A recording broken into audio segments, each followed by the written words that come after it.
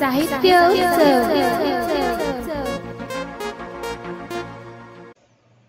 नमस्कार। साहित्य उत्सव हिंदी कविताओं के इस विशेष कार्यक्रम की 10वीं कड़ी के रूप में जसिंता केरकेट्टा जी की कविताओं का चयन किया गया है। जसिंता जी आदिवासी समाज की पीड़ाओं, स्वप्नों, संघर्षों और समकालीन हिंदी कविता के क्षेत्र में स्त्री विमर्श की ख्यातिलब्ध युवा कवयित्री हैं।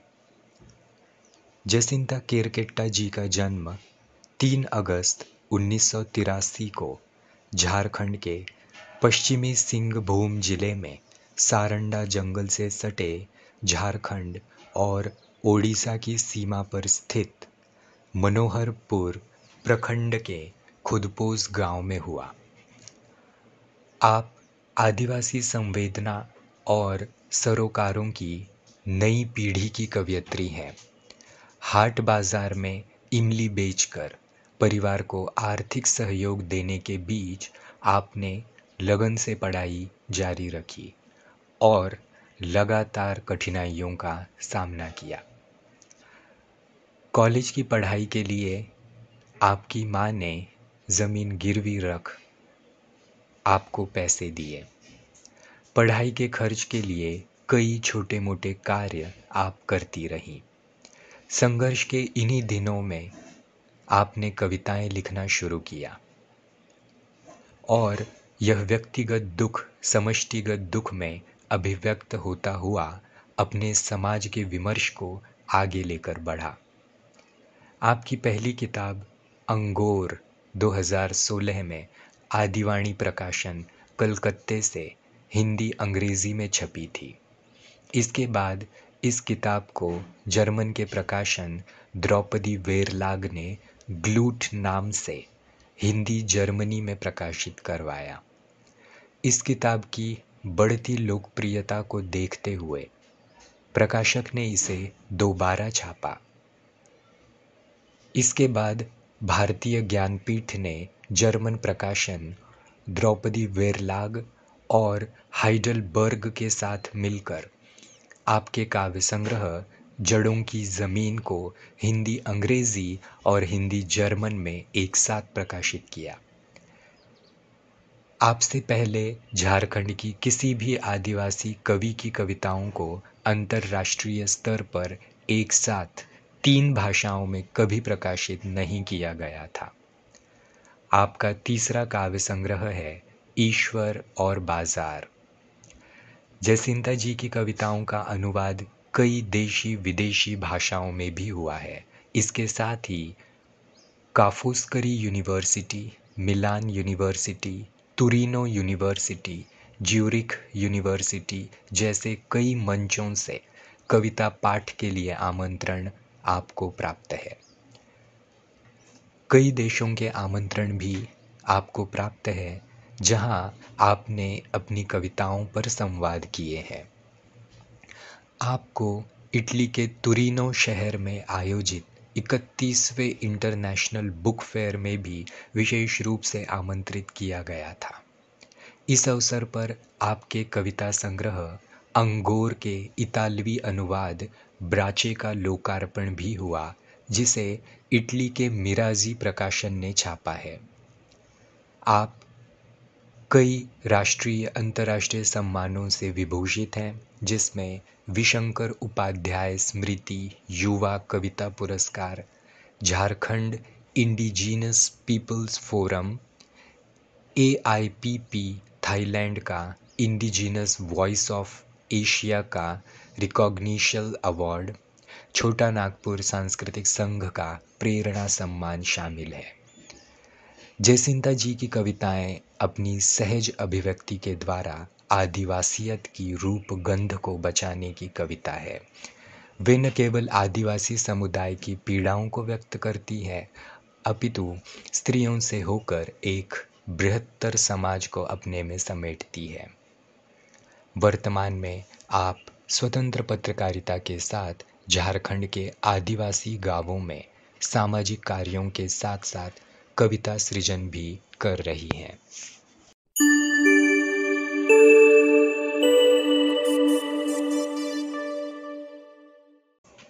गांव और शहर के मध्य का संघर्ष बहुत पुराना है। विकास के नाम पर गांव के गांव उजाड़ना क्या वाकई विकास है? यदि गांवों के स्वरूप पर ही आघात किया जाए तो उसका सौंदर्य बच भी पाएगा क्या? गांव और शहर के पारस्परिक द्वंद्व से ही प्रस्तुत कविता जन्म लेती है। शहर आज अजनबियत, धोखाधड़ी, स्वार्थ लोलुपता जैसी कुप्रवृत्तियों से ग्रस्त है। उनमें गांवों और गांव के लोगों जैसी सहजता, निरीहता नहीं मिलती। बाल मजदूरी की समस्या कवयित्री के कथ्य को धार देने का कार्य करती है। शहर में तो इंसान टांग रहे इंसानों को पेड़ों पर, उनके पास घास उगाने की कोई ताकत नहीं। कविता का शीर्षक शहर और गाय। मैं नहीं जानता चरागाहों से शहर तक गायों की लंबी यात्रा के लिए किसने बनवाई सड़कें। कौन कर रहा गायब पृथ्वी से उनके हिस्से की घास। मैं यह भी नहीं जानता किसने उड़ाई यह अफवाह कि शहर के पास घास उगा लेने की ताकत है। घासों की तलाश में पूरे कुनबे के साथ वे निकल पड़ी उस रास्ते पर जो जाता था शहर की ओर। वहाँ भूख की सींगों ने तोड़ दिया उनका सारा भ्रम। वे तलाशने लगीं अपने गांव घरों और चरागाहों के रास्ते, पर बंद थे सारे रास्ते ऊंची इमारतों से। सड़कों पर पड़ी उदास वे शामिल हो गईं बच्चों की टोलियों में। टोलियां जो भोर होते ही चुनने लगती हैं प्लास्टिक कचरे से। बच्चों के नन्हे हाथों के बीच कचरे के ढेर में फंसा है अब उनका मुंह भी। सड़क पर बेतहाशा भटकते हुए उन्होंने पहली बार देखा शहर में इंसान टांग रहे हैं इंसानों को पेड़ों पर। और पहली बार जाना शहर के पास घास उगाने की कोई ताकत नहीं। सिहर उठी गायें धड़ाम से बैठ गईं सड़क पर, और तब से बैठी हैं शहर के बीचों बीच किसी धरने की तरह, यह मांगते हुए कि वे लौट जाना चाहती हैं अपनी घास के पास, कि वे जाना चाहती हैं जीवित चरागाहों तक जो अब भी कहीं उनके इंतज़ार में हैं, कि वे गुम हो जाना चाहती हैं उन जंगलों में जहाँ पेड़ और पत्ते तो बहुत होंगे पर आदमी को न आती होगी किसी आदमी को पेड़ पर टांगने की कला।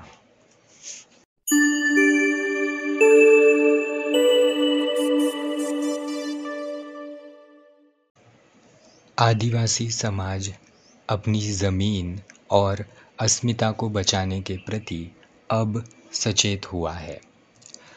वर्षों से जो शोषण उसका होता आया है अब वह उसके प्रति हथियार उठा चुका है।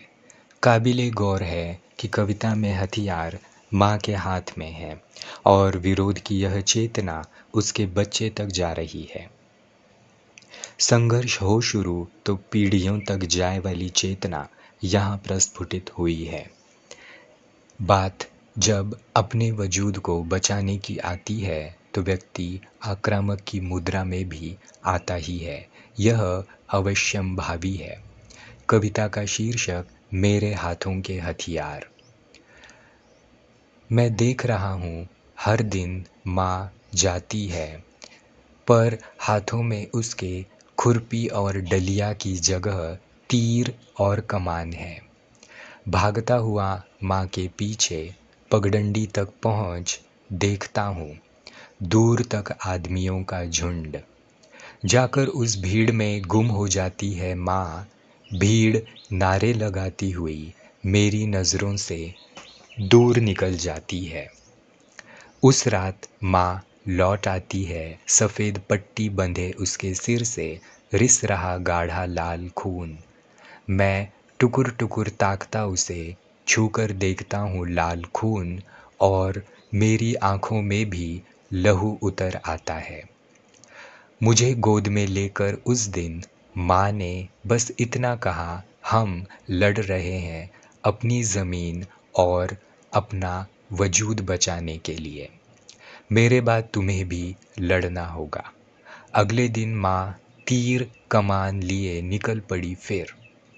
देर रात घर न लौटने पर सिसकता हुआ मैं रात भर अंधेरे और उजाले की चौखट पर खड़ा उसका इंतज़ार करता रहा। तब भी जाने क्यों माँ नहीं आई। वर्षों बाद जाना मैंने, लेकर वह तीर कमान। घर लौटने के लिए तो निकली नहीं थी। आज मैं लड़ रहा हूँ माँ के सपनों को बचाने के लिए। लड़ रहा हूँ उस दर्द के साथ जो मेरे सीने में गहरे खुदे हैं। लड़ रहा हूँ सदियों से। लोगों को ये बस लड़ाई लगती हो, नहीं दिखता मेरा सदियों पुराना दर्द, नहीं दिखता मेरा सदियों पुराना जख्म, नहीं दिखते सदियों से दूसरों द्वारा लूटते खसोटते वक्त मेरी देह पर गड़ गए जहरीले नाखूनों के दाग। उन्हें तो दिखते हैं सिर्फ मेरी ज़मीन, जंगल और मेरे हाथों के हथियार।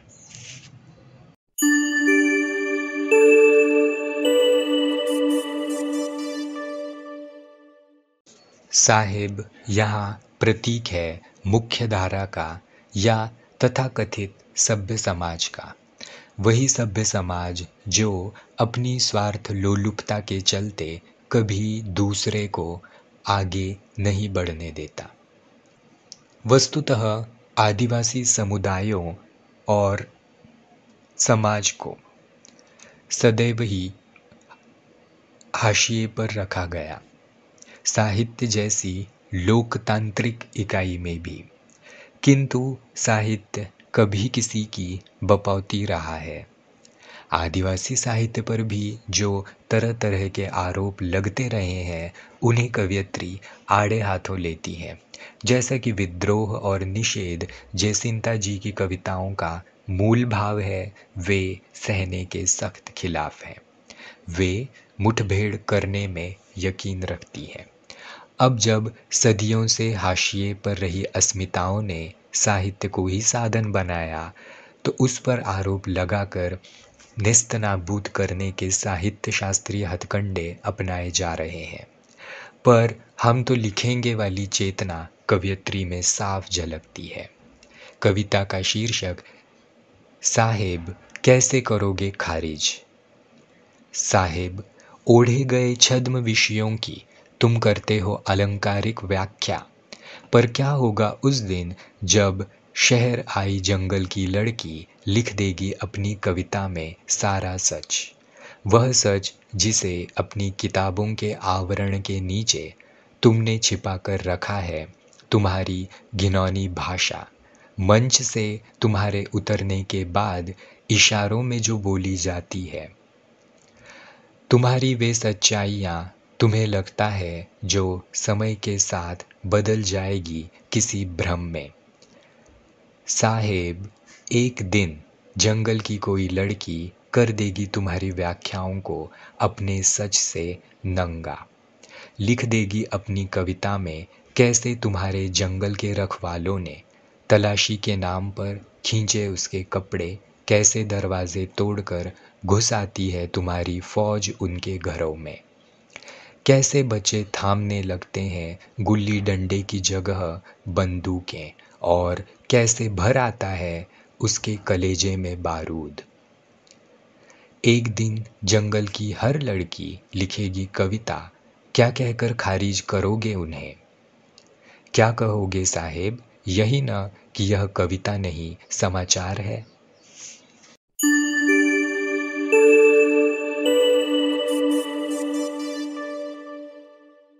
ईश्वर के प्रति श्रद्धा विश्वास होना अवश्यम भावी है, क्योंकि जीना आसान हो जाता है।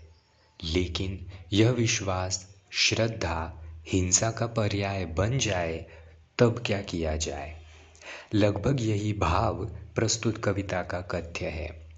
ईश्वर के नाम पर ही केवल सहना जिन स्त्रियों ने अपनी नियति मान ली है, उनका हिसाब कौन करेगा। जो पितृसत्ता स्त्रियों के ईश्वर ही बनना चाहते हैं, उनकी भी खबर कवयित्री लेती है। कविता का शीर्षक स्त्रियों का ईश्वर। पिता और भाई की हिंसा से बचने के लिए मैंने बचपन में ही माँ के ईश्वर को कसकर पकड़ लिया।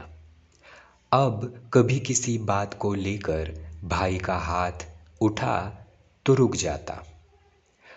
वह सबसे बड़ा चमत्कार होता।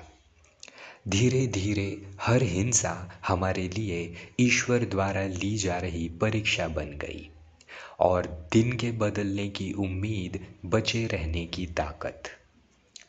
मैं ईश्वर के सहारे जीती रही और माँ ईश्वर के भरोसे मार खाती रही। मैं बड़ी होने लगी और माँ बूढ़ी होने लगी। हम दोनों के पास अब भी वही ईश्वर था। माँ की मेहनत का हिस्सा अब भी भाई छीन ले जाता और शाम होते ही पिता पीकर उस पर चिल्लाते। वे कभी नहीं बदले, न माँ के दिन कभी सुधरे।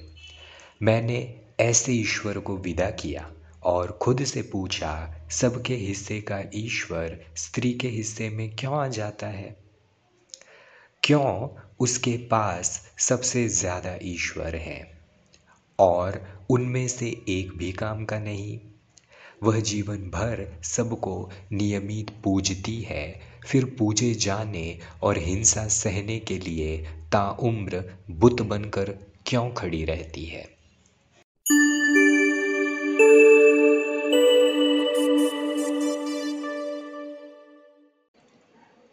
वस्तुतः शिक्षा ही वह परम अस्त्र है जिसके द्वारा अपने हकों के लिए लड़ा जा सकता है और उस चेतना का प्रसार किया जा सकता है। जेंडर स्टीरियोटाइप की पॉलिटिक्स तो आखिर समाज ही तैयार करता है। कवयित्री के अनुसार वर्तमान समय की सबसे सुंदर तस्वीर यदि कुछ है तो वह विश्वविद्यालय है, जहाँ लड़के लड़कियाँ एक साथ पढ़ते लिखते हैं, संघर्ष करते हैं, केवल अपने लिए नहीं, संपूर्ण समाज के लिए भी। मैं का घड़ा फूटना ही तो असल शिक्षा है। कविता का शीर्षक समय की सबसे सुंदर तस्वीर।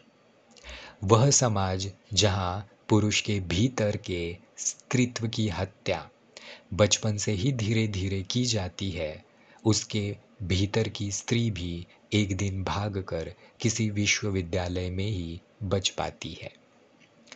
विश्वविद्यालय में ही युवा इतिहास, भूगोल, गणित पढ़ते हुए सीखते हैं समाज बदलना और अपने ही नहीं, दूसरों के हक के लिए भी घर से निकलना।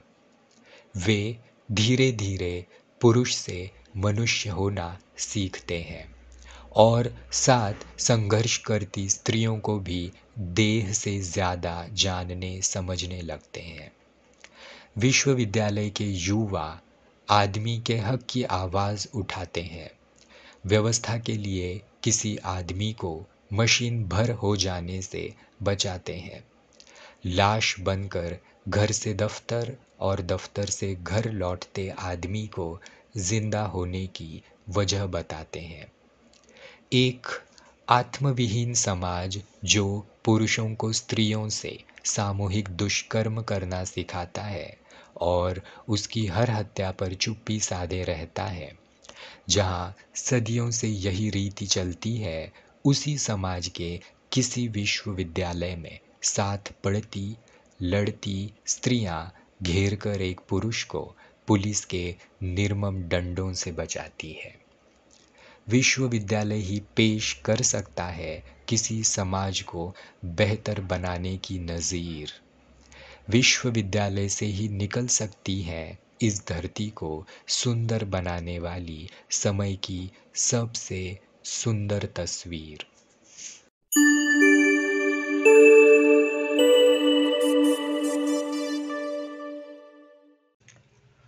आदिवासी समाज जल, जंगल और ज़मीन से बहुत अधिक प्रेम करता है। वे पेड़ों से बच्चों से अधिक प्रेम करते हैं। ऑक्सीजन की होती जा रही कमी और उसका नदियों के खत्म होते जाने पर पड़ने वाला प्रभाव चिंताजनक है। यह तो स्थापित तथ्य है कि जितनी भी सभ्यताएं बसी वे नदियों या पानी के स्रोतों के किनारे पर ही।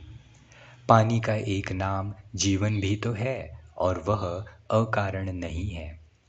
नदियों को बचाने का आग्रह करते हुए कवयित्री यहाँ पर्यावरण संरक्षक के रूप में भी देखी जा सकती है।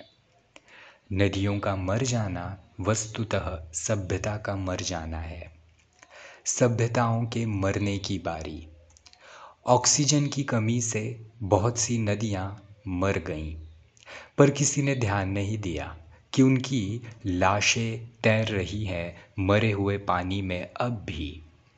नदी की लाश के ऊपर आदमी की लाश डाल देने से किसी के अपराध पानी में घुल नहीं जाते। वे सब पानी में तैरते रहते हैं जैसे नदी के साथ आदमी की लाशें तैर रही हैं। मरे हुए पानी में अब भी एक दिन जब सारी नदियाँ मर जाएंगी ऑक्सीजन की कमी से, तब मरी हुई नदियों में तैरती मिलेंगी सभ्यताओं की लाशें भी।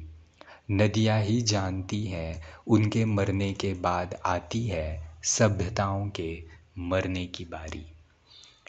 जयसिंता केरकेट्टा जी समकालीन हिंदी साहित्य में अपनी नवीन स्त्रियों के साथ एक विशिष्ट काव्य दृष्टि के साथ प्रमुखता से प्रविष्ट हैं और एक बृहत्तर समाज को साथ लेकर चलने का माद्दा रखती हैं। जल, जंगल, ज़मीन और आदिवासियत को बरकरार रखते हुए एक प्रतिरोधी चेतना उनकी कविता का मूल भाव है। फिर मिलेंगे कार्यक्रम की अगली कड़ी में एक नई कवयित्री के साथ। तब तक के लिए मैं चेतन रवेलिया आपसे विदा लेता हूँ। धन्यवाद। दर्जेदार साहित्याचा आणि कलाकृतींचा आस्वाद घेण्यासाठी जॉईन करा साहित्य उत्सव व्हॉट्सॲप किंवा टेलिग्राम ग्रुप। जॉईन करण्यासाठी संपर्क करा 98 81 60 20 25 या क्रमांकावर। संपर्क क्रमांक पुन्हा एकदा 9881 60 20 25। साहित्य उत्सव हे यूट्यूब चॅनल आजच सबस्क्राइब करा। साहित्य उत्सवच्या फेसबुक पेजला जरूर भेट द्या। ज्ञान आणि मनोरंजनाचा आविष्कार साहित्य उत्सव परिवार।